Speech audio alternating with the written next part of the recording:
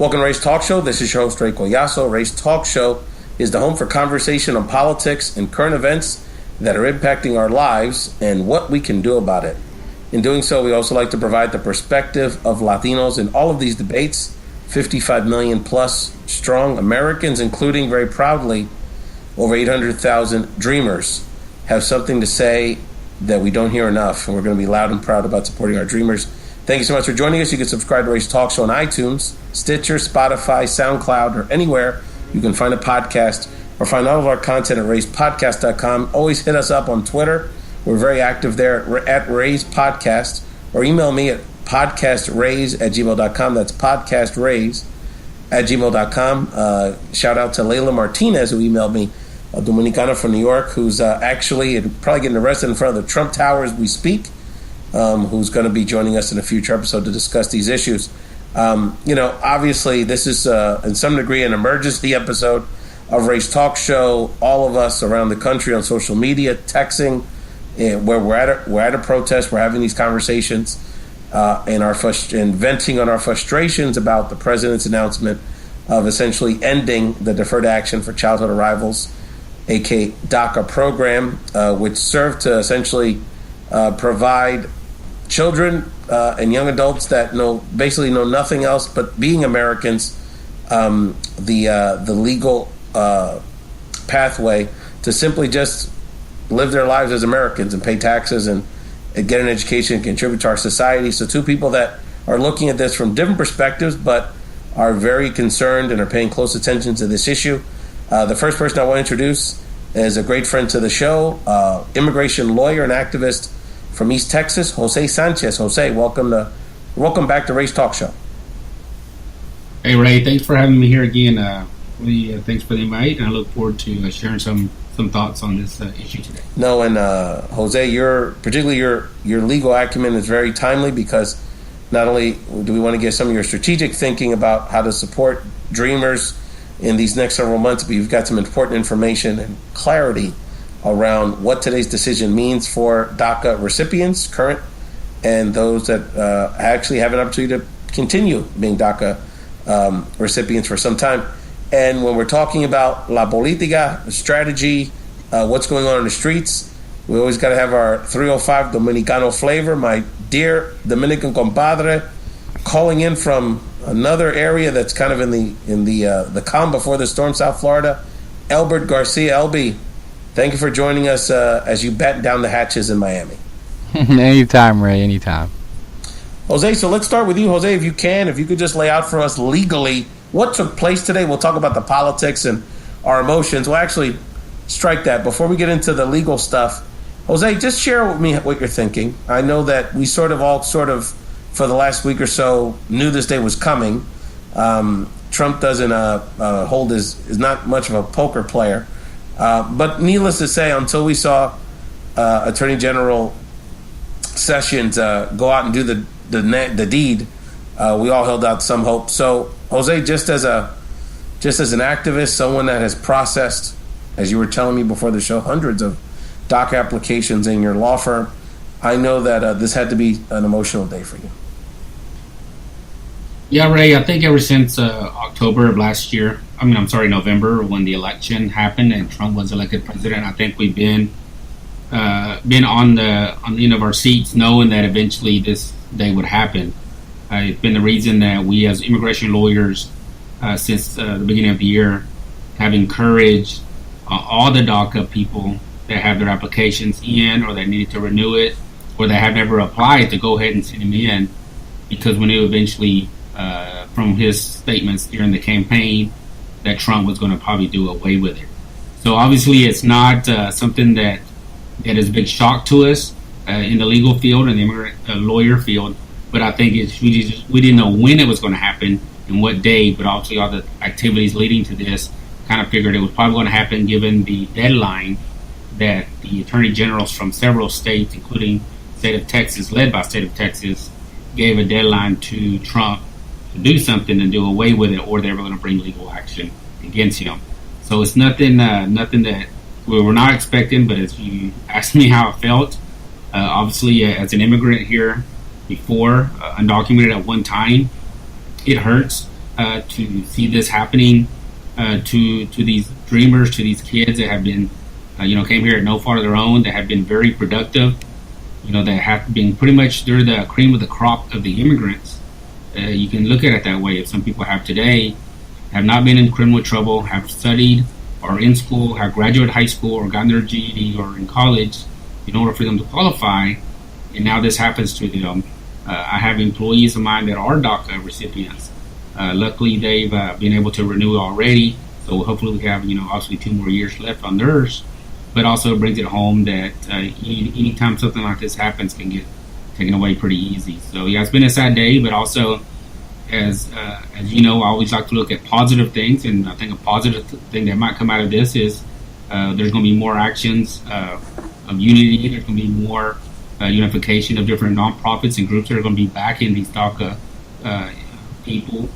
And obviously, we're going to see if Congress can do something in the 6 months. And I think there's going to be a lot of pressure on them to do something. But obviously, we're going to be here supporting them and work with them to see what we can do. And as President Obama put on his Facebook post today, responding to the decision to end the DACA program, let's be clear, the action today taken isn't required legally.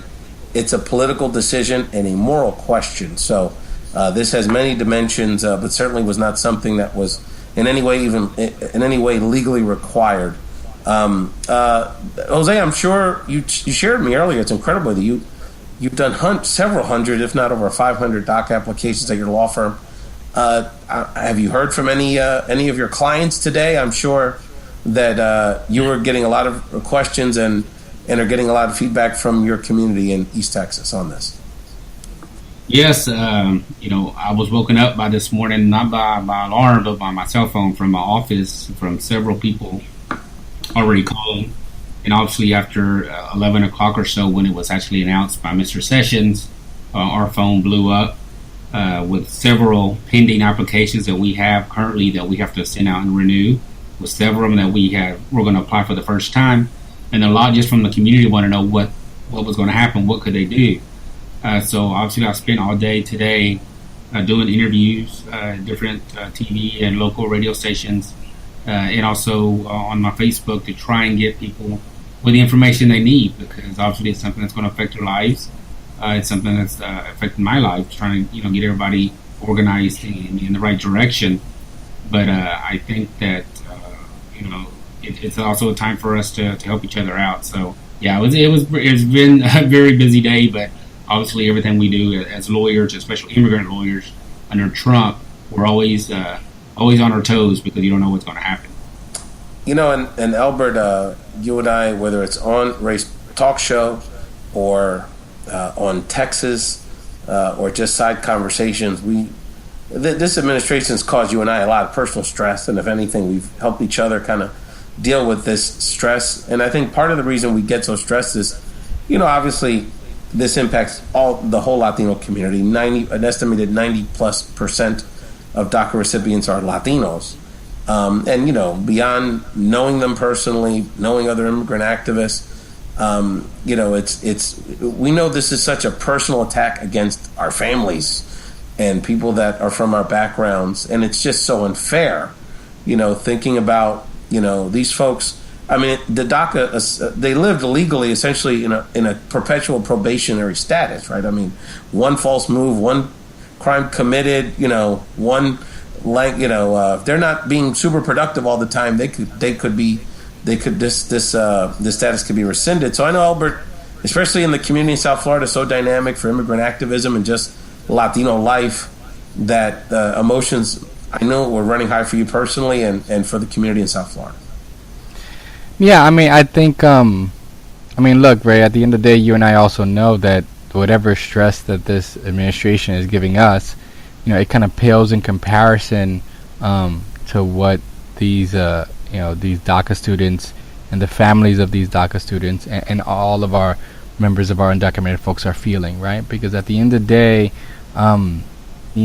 they are always, one, as you said, one step away from one mistake, one perceived mistake, right? Getting an argument with someone, maybe a cop, says something, and someone has, says something in response.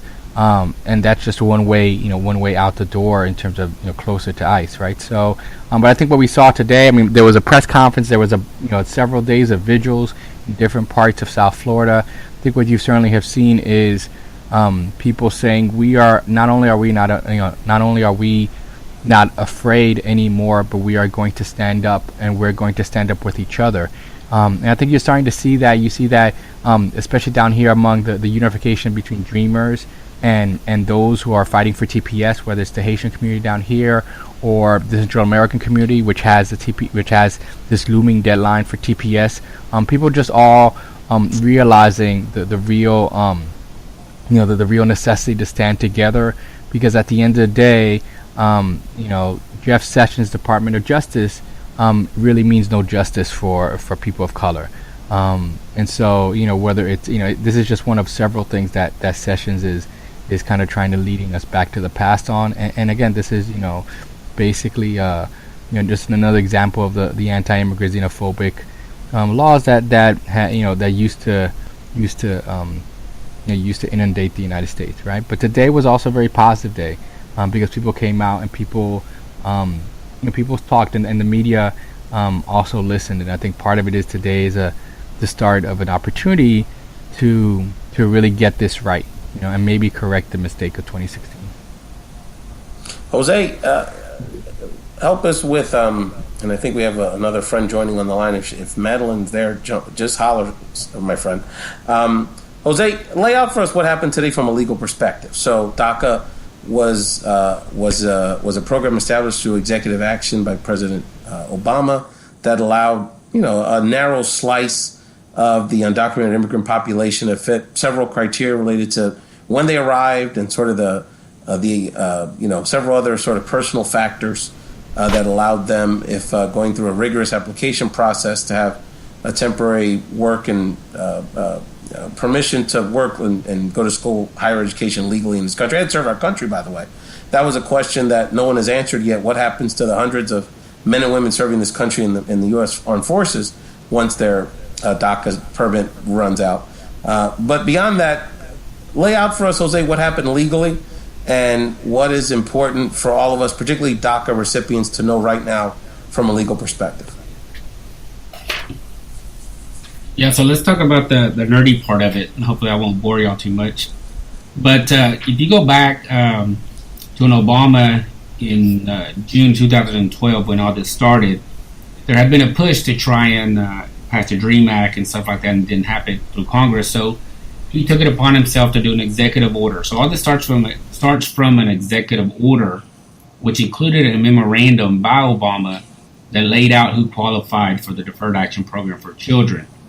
And so when he did that, there were some lawsuits already filed at that time by our good buddy over there in Arizona, the sheriff Arpaio, in another state in, I believe it's South Carolina or North Carolina, one of the Carolinas, filed a lawsuit against Obama at that time on that 2012 Deferred Action Program, stating that he couldn't do that, he was overreaching his powers. Both of those cases were thrown out because those courts said those people did not have proper standing to bring that lawsuit. So nothing came out of that against Obama. Well, now we go to the 2014 memorandum that Obama did to establish what was called the extended DACA, which is basically the same thing but for people over 30 years of age. So it was kind of expanding the pool for the DACA recipients, but it also included the DAPA, the Deferred Action for Parents of Americans.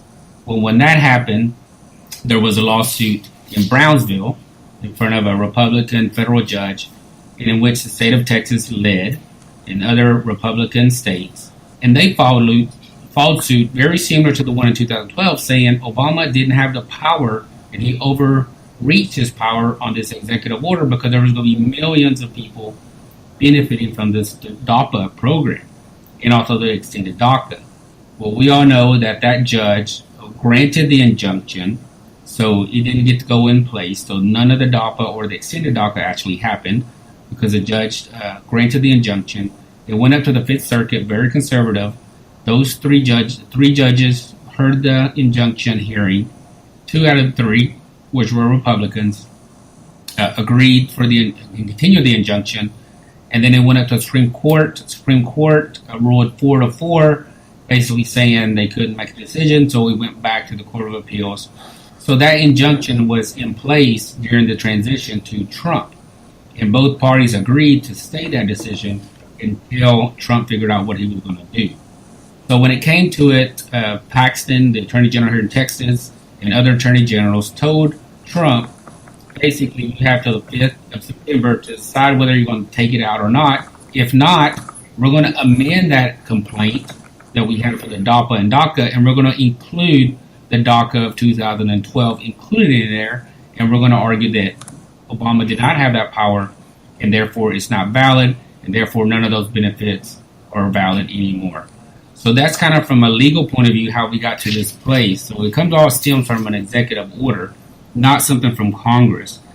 So when you look at it legally, the way Jeff Sessions today stated, he said that it was his legal opinion that the Department of Justice could not defend themselves against the states if they were to amend the complaint and continue with that lawsuit. Now, whether or not that would happen, we don't know. But I think it's, as I said earlier on some other shows, I said it kind of upsets me that Jeff Sessions would do that because he works for the Department of Justice for all Americans, not just for his Republican friends. And I think it would have been better for us if he or Trump would have said, well, hey, we're going to let the courts decide, let it work its way up to courts, and then eventually the courts will get it, make the decision, not us, and not make it so much a political decision, but make it more of a legal opinion or decision that would happen at the end. Jose, and I want to ask, the next question I want to ask you is related to what you feel that what DACA recipients, people that currently have DACA status should do now. But I want to make sure that Madeleine Villanueva, one of our friends, is joining this conversation. Madeleine, can you hear us? Can you say hello to us?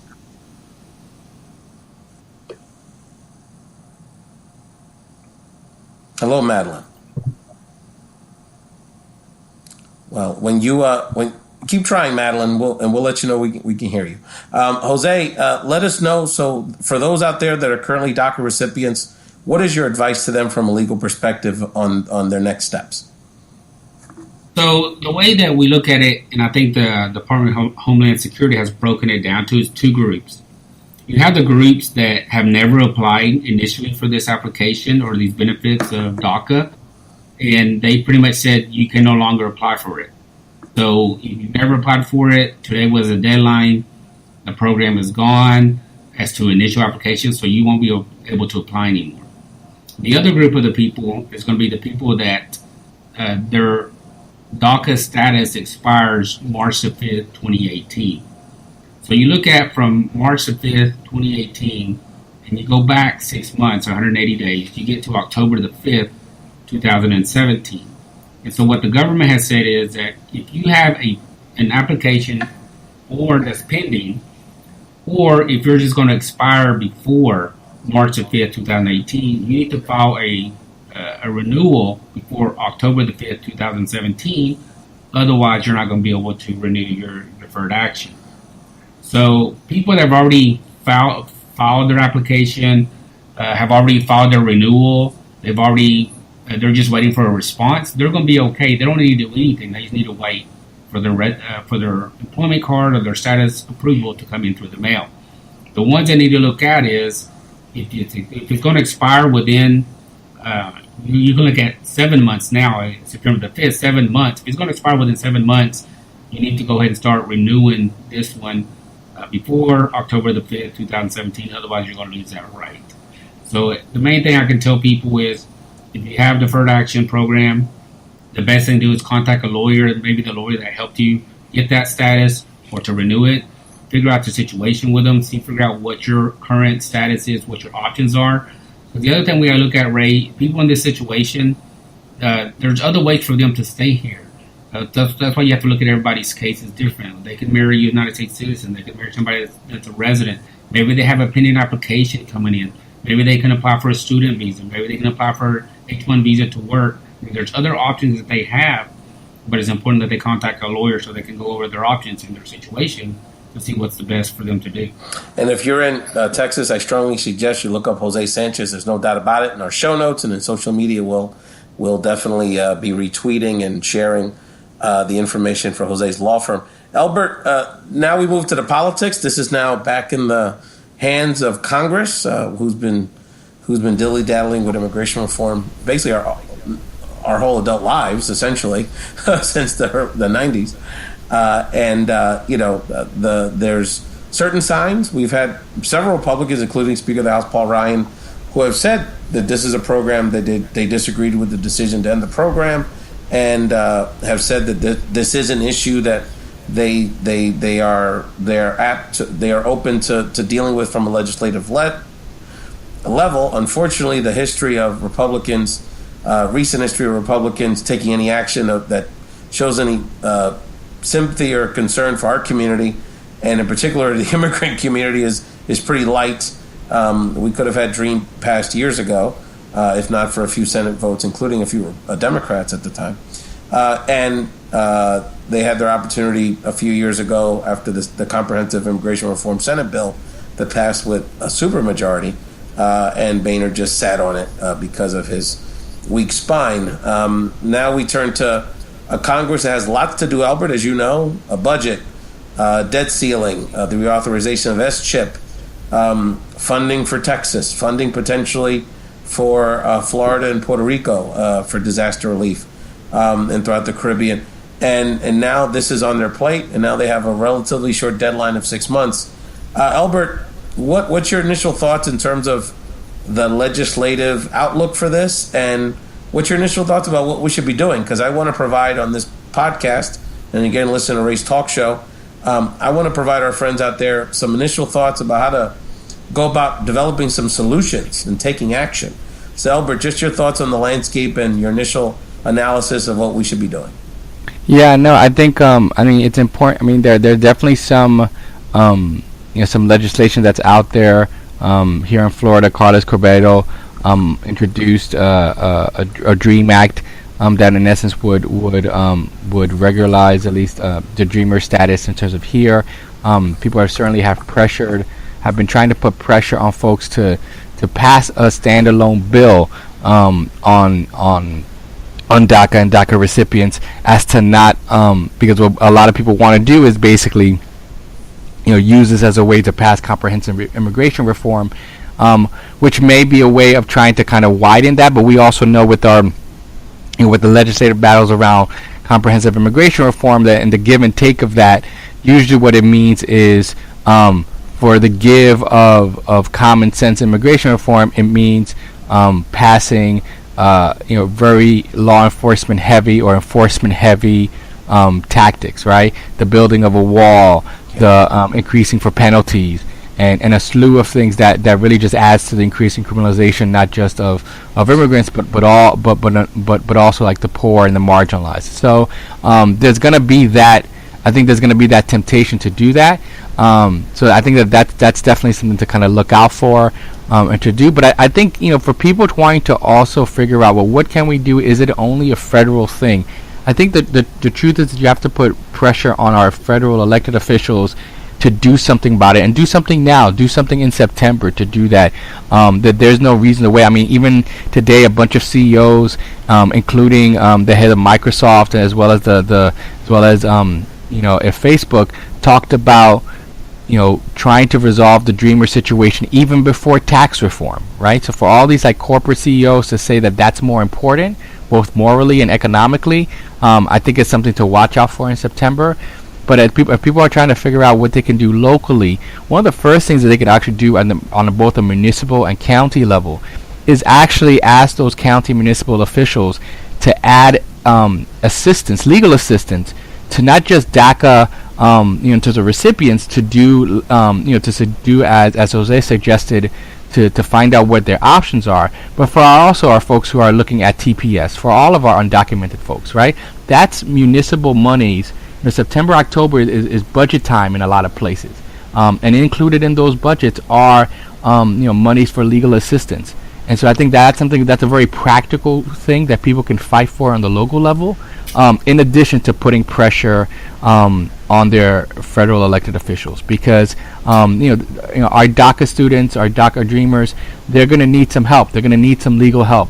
But a lot of our undocumented folks are actually they need the legal help to figure out that they actually might have a case for staying here in the United States, and they need to have that legal help before, I would say, the general gears of the immigration system, which is in essence has been geared out to deport a whole bunch of folks, gets their hands on them.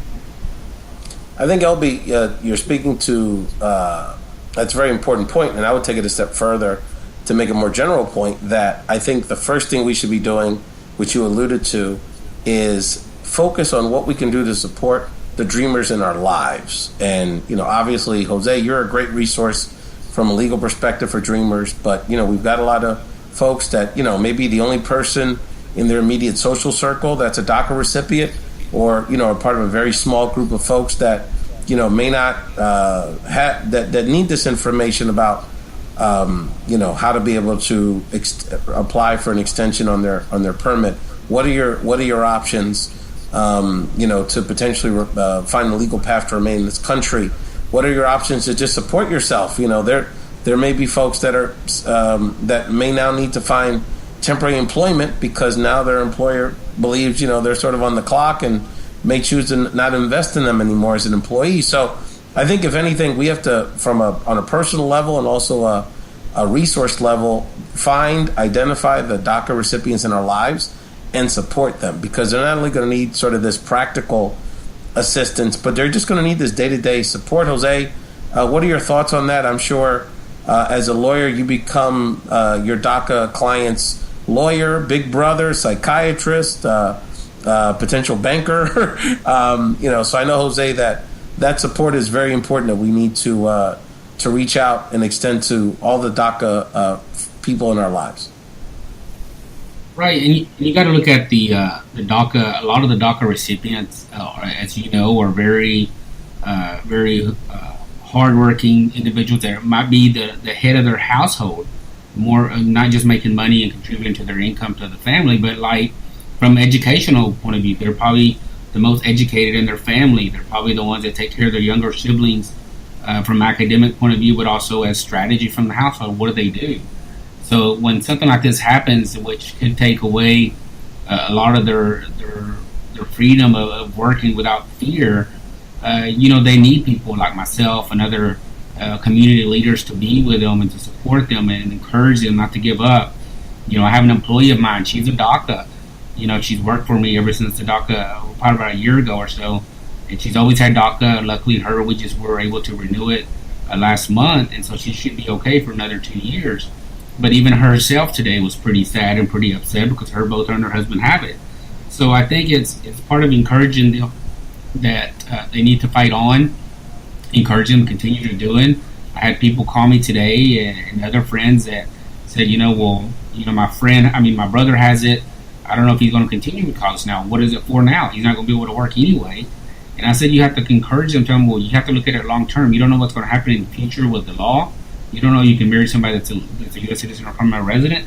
You just don't know. You can't let that keep you from getting an education and continuing to do what you're able to do to help not only yourself but your family and also the community.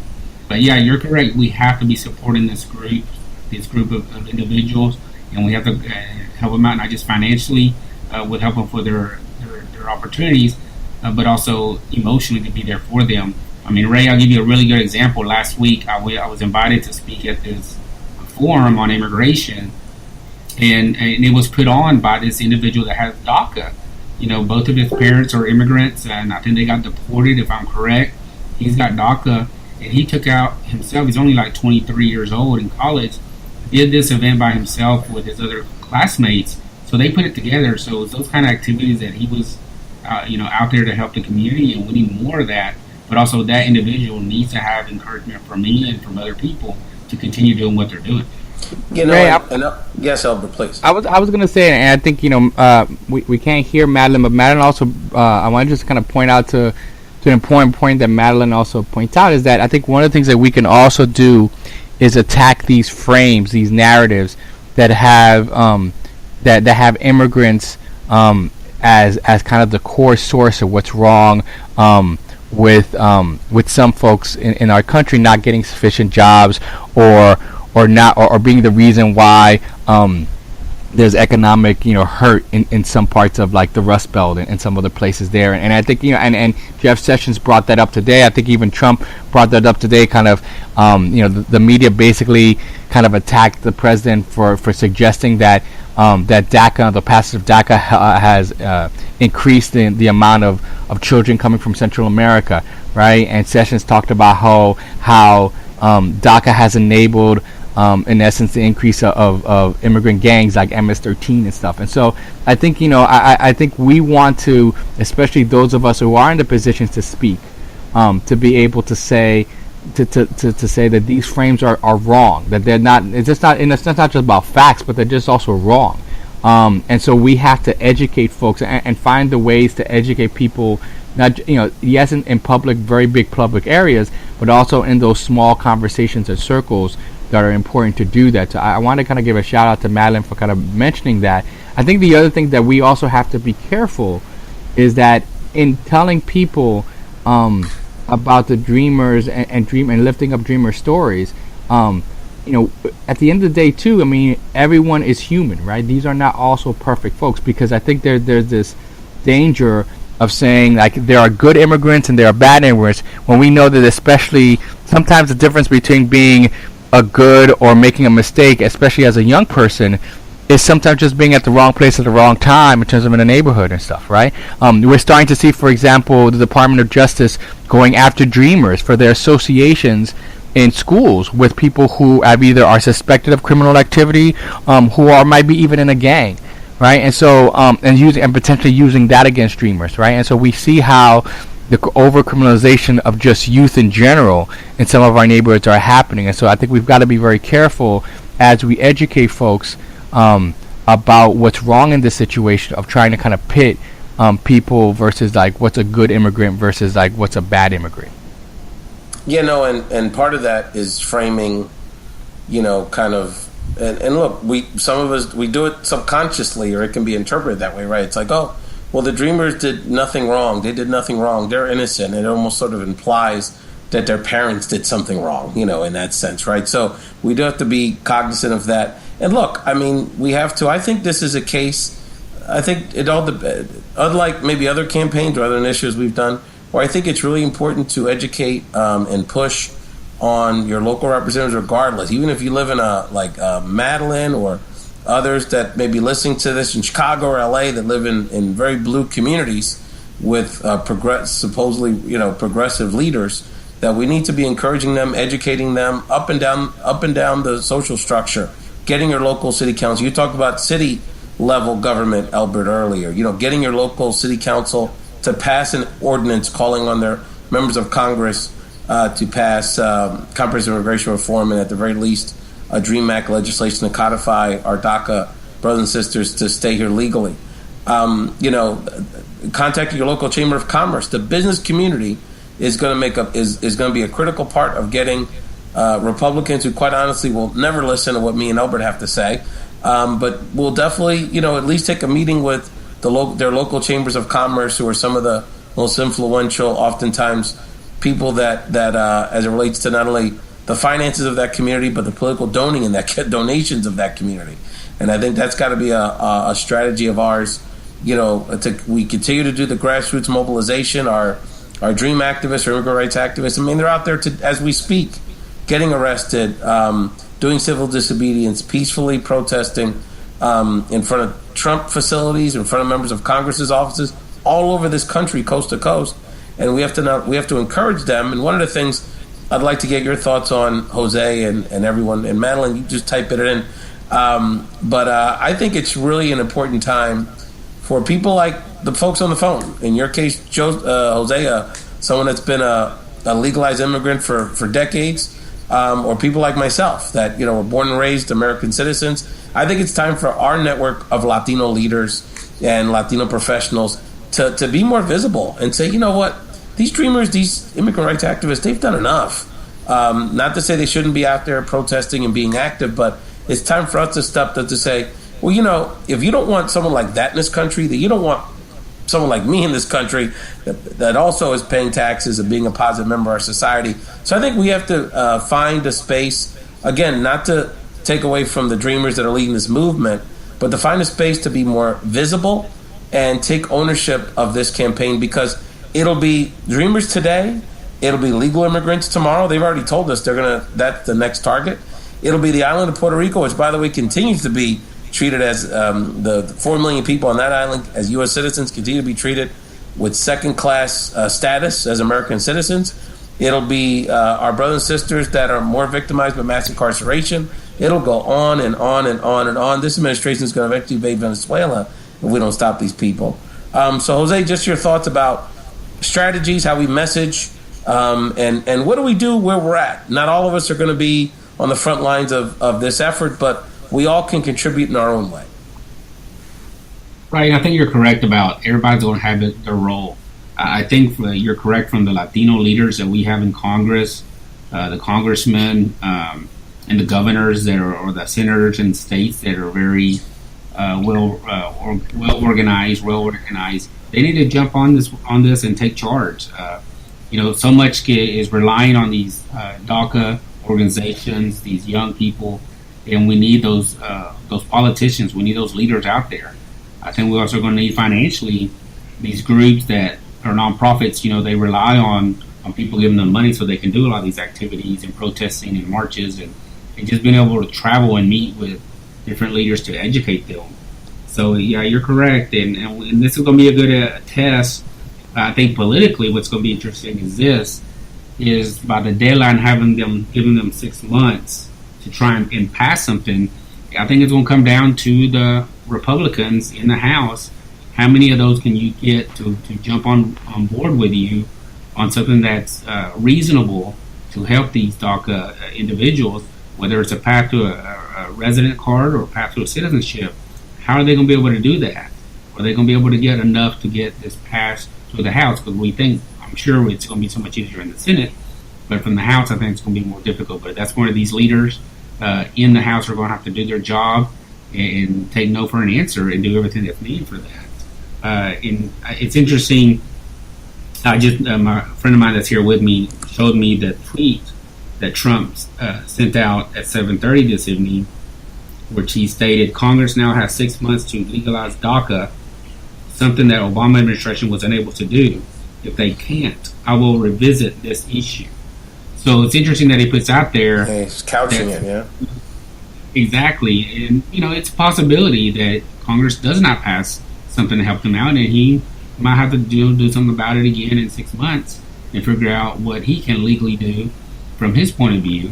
I think, obviously, I'm not a Trump fan, but I think this is maybe in one of the issues that has grown very much to his heart. I think from what I've heard, and I think we've all heard it from his daughter, take issue to this type of case, because otherwise he would have gotten rid of it from the very beginning. So I think we need to keep on pushing and hopefully pass something here in Congress to help him out. If not, put the pressure back again on him to not, in 6 months or so, if it comes to that, so they can take it away from him. Yeah, that's the advantage of advocating to folks that don't have a whole lot of convictions. They can't be swayed.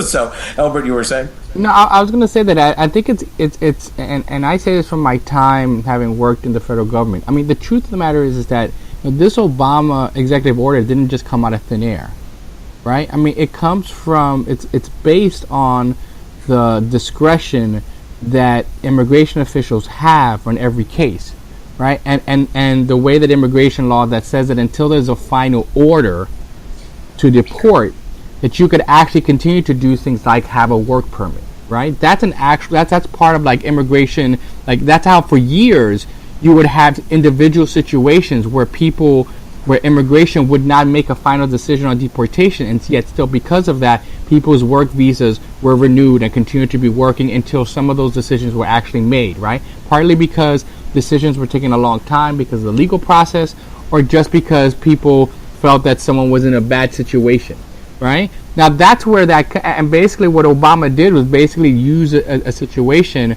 that was the discretion of immigration officials and the Department of Justice and basically say, I'm going to make this blanket for students who fit or people who meet certain kind of criteria, right? So let's not just necessarily pretend and fall into this frame that Sessions has set up to basically say, oh, this was something that was outside the purview of the law. No, the law set this up for this discretion to be had, right? And that immigration discretion is based in the 1986 law, is based in terms of immigration law that we have. I think it's that it's one thing to remember, right? Is it's not to kind of fall into that, and also just to remember that that I think, like you said, Ray, when you have people who are children of immigrants, folks who are citizens here, who can bring this situation into places maybe that people don't think about immigration, I think that's when you're going to start to see some movement, and the political question will be answered. Like, if a victory for DACA students is achieved in the Trump administration, what does that say? But I would like to counter to say, why does that have to be a Trump victory, right? I mean, that doesn't have to be that way. And I think that there is this in the back of people's minds, wondering how full do you go for this win? Because if you get this win, then maybe Trump, gets will get some credit for this. But I do think that the way in which it's won, I think people will remember that, right? And I think it's not, why must we sacrifice this victory, on the altar of Trumpism? Why can't it be that the people have actually won something, right? So I think we have to think about it in that way. Elbert, some of your federal delegation, namely the 4 Cuban Americans that represent South Florida, the 3 in Congress and 1 in the U.S. Senate, Rubio, Ross-Leighton, Diaz-Balart, and Corbello are going to be in the middle of this debate, hot and heavy. Corbello, I believe, has a version of DREAM Act that he's proposing in the House, and Rubio was part of the gang, the last gang that passed a comprehensive immigration reform bill in the Senate a few years back. Just any thoughts about where they're at? If they've made any statements today, I haven't noticed. They've been relatively quiet, but I'm sure some of them made some initial statements today that I didn't see. And just any thoughts about how we put the pressure on them and their role in this whole conversation? Well, I think Ross-Leighton, for example, is retiring, and so I think at this point, she doesn't have any F's to give when it comes to Trump or in supporting like immigrants and immigrant rights and stuff. And so I think that's a solid vote in the in terms of there. I think the Republicans want to keep Corbello's seat in terms of the congressional district 26, and so I think and so I think he's attempting to lead on this issue. I think it does come from his heart. And so I think he's trying to lead in terms of on that issue there. I'm a little suspect about our guy Rubio in the Senate. I think that he, at the end of the day, his base of support is Tea Party Republicans. He's always shown that to be the case. He's always shown to kind of lean towards making sure that he has their support. And so I think he's going to be, in terms of what eventually passes in the Senate, I think will be something that's going to be hard for him. At the end of the day, I don't think, pressure, in terms of traditional pressure, will help out in terms of on Rubio. But I also think that he's a political pragmatist, and if he sees the political winds blowing a certain way, I think that he will then jump into that. So I think I'm looking at the House attempting to lead this. And I think this is I think while the hardest case might be in the Senate, I think unlike a couple of years ago, when everyone was trying to have the Senate lead the issue because and thought that the House was going to be the hardest thing, I think the House is one of these things where if Democrats really stand up and support their base, then I think you only have to have a certain small portion of Republicans to get it through the House. And I think, if Ryan is true to his word, then he should be able to pass something. The real question will be in terms of the Senate and whether or not Graham and Schumer, in essence, can craft something that goes in, and whether or not they're going to hold out for one bill, one standalone bill, or one bill that's connected to the budget.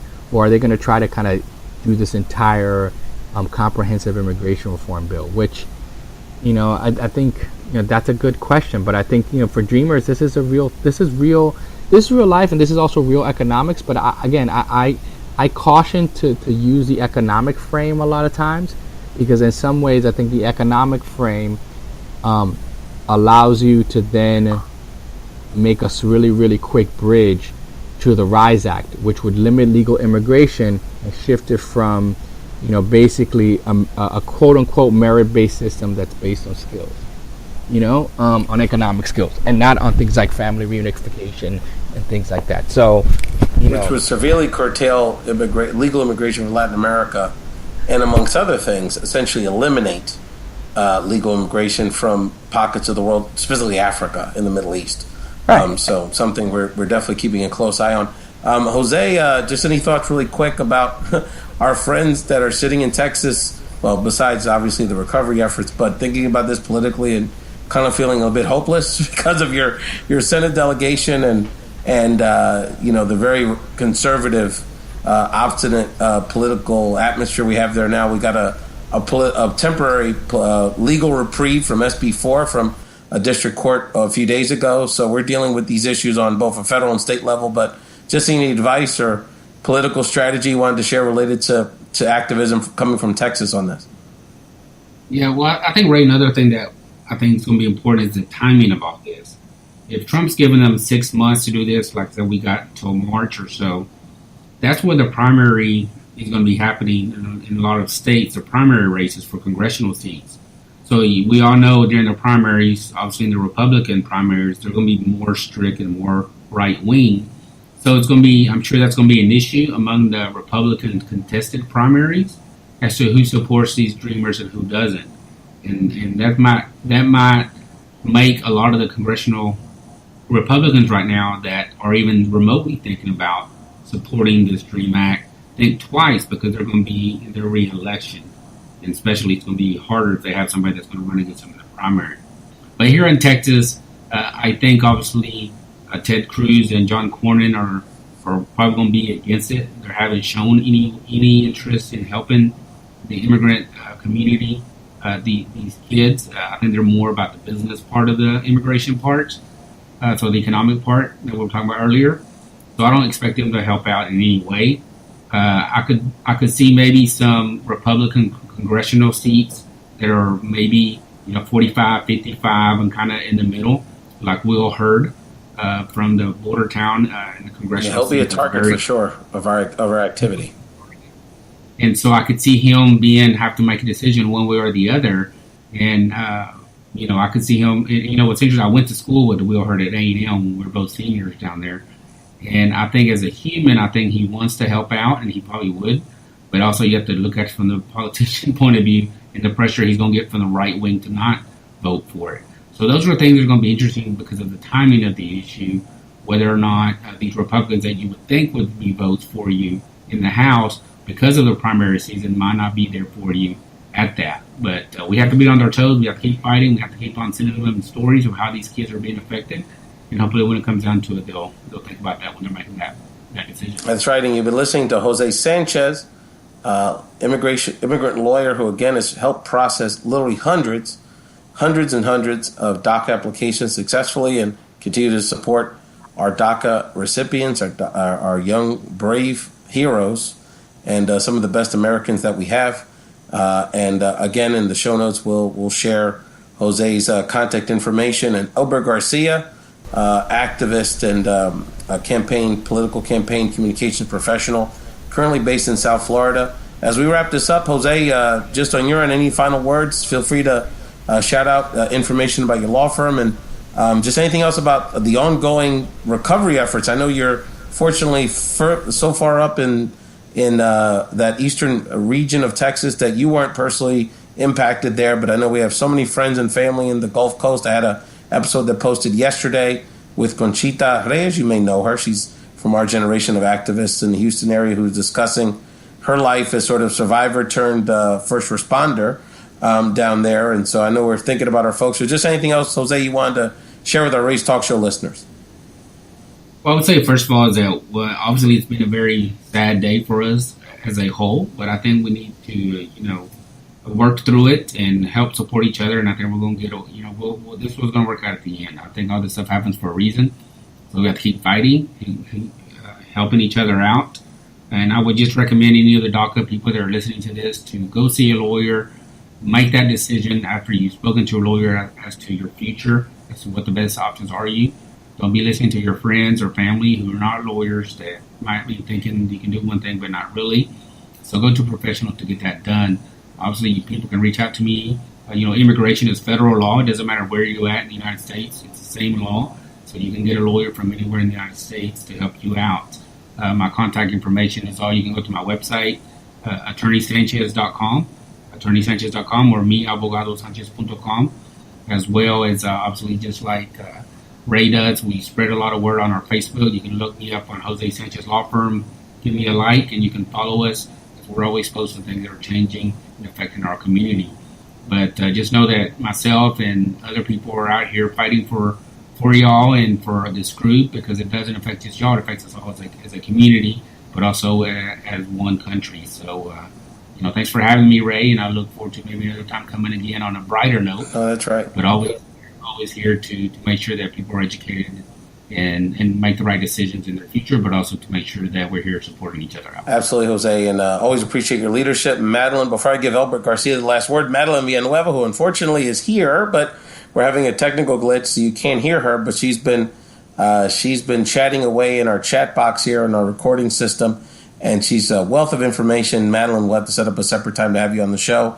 She's pointing out many important things, the history of why we got in this in the first place. We have this policy which discourages this type of immigration flow, but then our economic system basically, lures our folks into the system. So it's a no-win. Our community, particularly from Latin America, was put in a no-win situation that led to many of these circumstances. And let's not even talk about some of the political refugee elements of this situation, particularly from Central America for decades. That's leading to some of these policy issues. But she points out that in New York City, there's an event that the Brennan Center is going to host September 14th at 12 o'clock in Washington Square by the Brennan Center for Justice. So we'll definitely include this link to the show notes if you're in New York City. Lots of good activism happening there. Again, Leila Martinez and other activists are probably still in front of Trump Tower as we speak. Elbert Garcia, a word about the Irma, if you will. I know you're debating kind of how your family's going to deal with this. Our thoughts and prayers are with you, brother. And anything else you'd like to share with our Race Talk Show listeners? No, I mean, I think one of the things to kind of share is that, I think you're seeing a lot in South Florida, a lot of unification among different groups, both who are folks who are part of the, you would say, traditional social justice movement, but also in terms of service providers, people who are kind of beginning to see that if we stand up for each other, then we stand up for all of us, right? And I think that's a really important thing to point out, and that, there's a saying in Spanish that says, no hay mal que bien no viene. There's nothing too bad that good cannot come out of. And I think that there is still hope, that, in terms of on this day, that things can do well. And that part of it is getting people to understand that there are faces to these movements, right? And there are faces to these policies. That when, Trump says he has a heart, we know that that's technically true, but we also know that love is just not just in words. Love is measured in actions, right? And so we need people to stand up to do that, to support folks, to know that this is that, like any legislative process, that this is a marathon, but that until we can get some sort of legislative victory there are things that we can do daily, very practically, that we can do to help people, and that people are at the root of this, right? And so definitely reach out to folks, definitely reach out to organizations that are doing good work. Like down here in South Florida, there's the Florida Immigrant Coalition has a hotline for not just for Dreamers, but for TPS folks and undocumented folks to answer questions. That's an very important hotline. I'll make sure to pass that along to you. To continue to watch out for this kind of continued criminalization of folks, right? Not just immigrants, but also all of our folks, and begin to really connect the dots. Because the more you do that, I think people realize that there is strength, and that to also realize this is an opportunity for us to figure out what kind of community and what kind of nation we want. And we really do have the power to shape that. And I think if we start that as a conversation among a bunch of people, we can have, we can really open the eyes of saying, hey, you know what, we need to stop this foolishness and actually build policies that support families, that support communities, and that support one another. Last thing that I'll say too is that every congressional office usually has an immigration case manager. And so what I would say is that make sure that as you reach out for lawyers and legal help, to also reach out to your local congressional representative, even if you think that they're Republicans, because I've known plenty of people on the Hill who work really, really well in terms of immigration cases. And that's another way of getting your local elected officials connected to what's going on.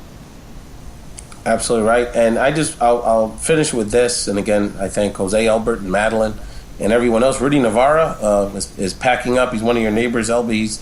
He wanted to join a Colombian immigrant who's gone through this experience, and many on a very personal level. So there's lots of people that are part of this conversation, verbally and in spirit, and via texts and social media posts. And we'll share all of that with our Race Talk Show listeners.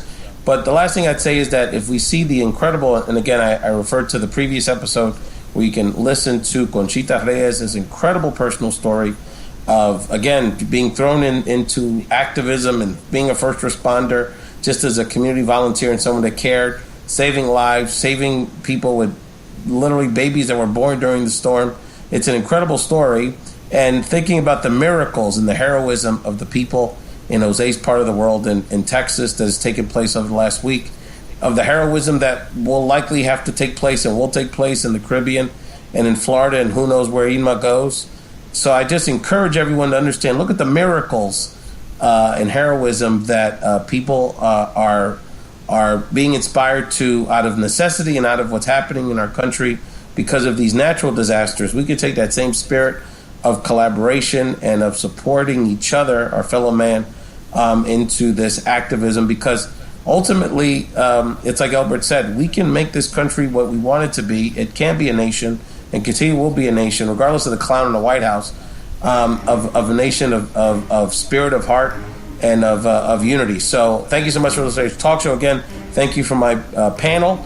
Again, subscribe and download Ray's Talk Show anywhere you can download a podcast. Reviews are always super helpful, and continue the conversation, particularly on Twitter at Ray's Podcast, RAYS Podcast, or email me at podcastrays@gmail.com. That's podcastrays@gmail.com. Continue to stand up, support our dreamers, and God bless.